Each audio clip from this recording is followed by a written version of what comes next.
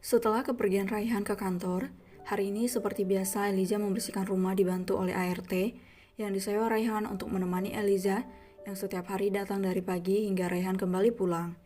Hari ini Eliza merasa ada yang beda pada tubuhnya karena entah mengapa ia merasa tubuhnya cepat lelah dibanding biasanya.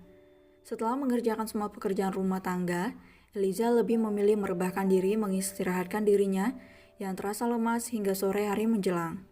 Eliza baru terbangun. Eliza pun bergegas ke dapur untuk memasak makan malam. Selesai memasak, Eliza bergegas membersihkan diri di kamar mandi. Waktu sudah menunjukkan pukul 9 malam, tapi Raihan masih belum juga kembali dan juga tidak memberi kabar. Sejenak Eliza berpikir apakah suaminya sedang lembur, hingga akhirnya ia memutuskan untuk menelpon suaminya. Alangkah terkejutnya Eliza ketika ponsel terhubung dan yang mengangkat telepon adalah seorang wanita yang suaranya tidak asing baginya. "Jangan mengganggu kami yang sedang bersenang-senang," ucap wanita itu. Jedar, sontak kata-kata itu membuat Eliza menutup mulut tak percaya dengan pendengarannya. "Apa yang kamu lakukan? Di mana Kak Rai?" Lirik Eliza yang seketika merasa lemas, hatinya terasa sakit. "Kamu jangan khawatir dengan suamimu karena aku pasti akan jauh lebih bisa memuaskannya daripada gadis kecil sepertimu," ucap wanita itu kemudian memutus sambungan. Semua percakapan itu secara tidak sengaja terekam di ponsel Eliza, karena sejak menghubungi Raihan tadi, tangan Eliza tidak sengaja menekan tombol rekam pada ponselnya. Eliza seketika wajahnya berubah pucat. "Nona, ada apa?" tanya Bi Ija, ART yang disewa Raihan merasa khawatir dengan wanita cantik itu yang saat ini terlihat sedih di hadapannya. "Bi, saya pergi ke kantor Kak Rai dulu ya," ucap Eliza dengan air mata mengalir membasahi pipinya, membuat Bi Ija khawatir. "Sudah malam, Non. Apa nggak bahaya?" ujar Bi Ija melihat Eliza yang saat ini mengambil jaketnya.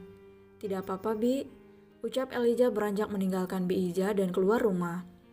Di depan rumah sudah ada taksi online yang sudah dipesan Eliza. Taksi online itu melaju setelah Eliza masuk ke dalamnya.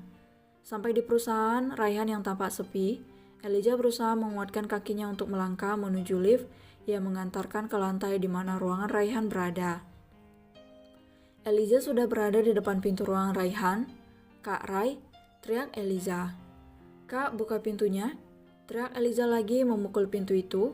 Tak lama pintu mulai terbuka. Terlihat seorang wanita mengenakan baju tidur seksi di balik pintu. Eliza menegang dengan napas sedikit tercekat. Tubuhnya bergetar menggeleng terkejut dengan mata yang mulai berkaca-kaca. "Di mana Kak Rai? Apa yang kalian lakukan?" Bella tersenyum menyeringai. "Kenapa kau kesini? Kau mengganggu kesenangan kami?" Bella mendorong tubuh Eliza yang lemah untuk memaksa masuk. Tidak mungkin Kak Rai seperti itu. Kau pasti bohong," ucap Eliza yang masih mencoba untuk tidak percaya. "Dasar kau anak kecil, lihatlah," tunjuk Bella yang memegang lengan Eliza menariknya untuk sedikit masuk ke dalam pintu itu. "Kak Rai, Kak," teriak Eliza melihat Raihan duduk bersandar di sofa, membelakanginya dengan bertelanjang dada. Raihan sama sekali tak menyahuti panggilan istrinya.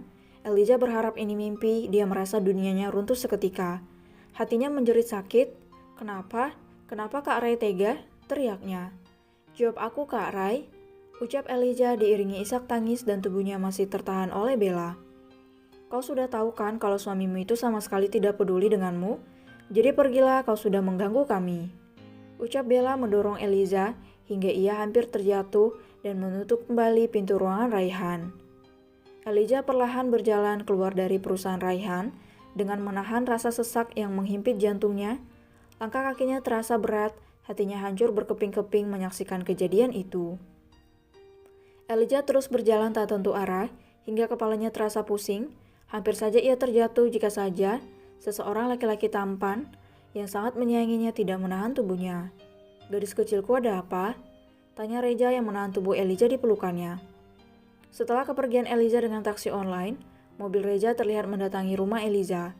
Reja sengaja ingin menemui adiknya yang sudah seminggu tidak ia jumpai.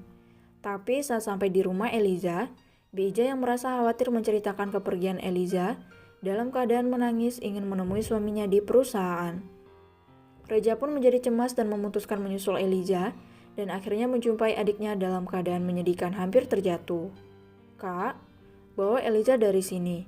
Eliza ingin pulang ke rumah kakak." Eliza takut? Teriak Eliza menangis histeris pada kakaknya hingga akhirnya ia pingsan dalam dekapan Reza. Reza yang merasa bingung dan khawatir pada adiknya pun menggendong Eliza dan memutuskan membawa pulang ke rumahnya. Reza melajukan mobilnya, ia kembali menggendong tubuh Eliza saat mobilnya berhenti di halaman depan rumahnya. Reza merebahkan perlahan tubuh Eliza di kamarnya, kemudian terlihat ia membuka laci yang berada di meja mencari minyak kayu putih guna untuk menyadarkan adiknya. Minyak kayu putih itu didekatkan di hidung Eliza. Tak berapa lama Eliza pun mulai mengerjap membuka matanya. "Kamu sudah sadar? Apa yang kamu rasakan?" tanya Reza merasa cemas melihat kondisi adiknya. Eliza mulai tersadar hingga memori ingatannya kembali berputar tentang kejadian yang baru ia alami. Tubuh Eliza mendadak bergetar, lidahnya terasa keluh, di pelupuk matanya sudah mengenang air dan seketika mengalir deras membasahi pipinya sembari ia berteriak histeris. "Eliza takut, Kak?" teriaknya memeluk erat kakaknya yang berada di hadapannya. "Jangan takut, ada kakak." Reza merasakan tubuh adiknya yang bergetar ketakutan. "Apa yang terjadi sayang? Kamu cerita pada kakak." Ucap Reza yang benar-benar bingung dan sungguh tak sanggup melihat adiknya dalam kondisi seperti ini yang kembali terluka. "Ada apa ini sebenarnya?" ucapnya dalam hati. Eliza tidak menjawab pertanyaan kakaknya. Ia masih terus menangis. "Aku ingin ikut kakak. Aku tidak mau pulang ke rumahnya. Eliza ingin bersama kakak." Ucap Eliza yang masih dibarengi isakan tangis membuat Reza mengambil kesimpulan bahwa Raihan pasti sudah menyakiti adiknya.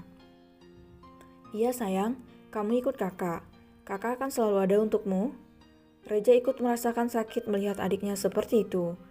"Sekarang, kamu tidur ya. Kakak akan berada di sini menjagamu."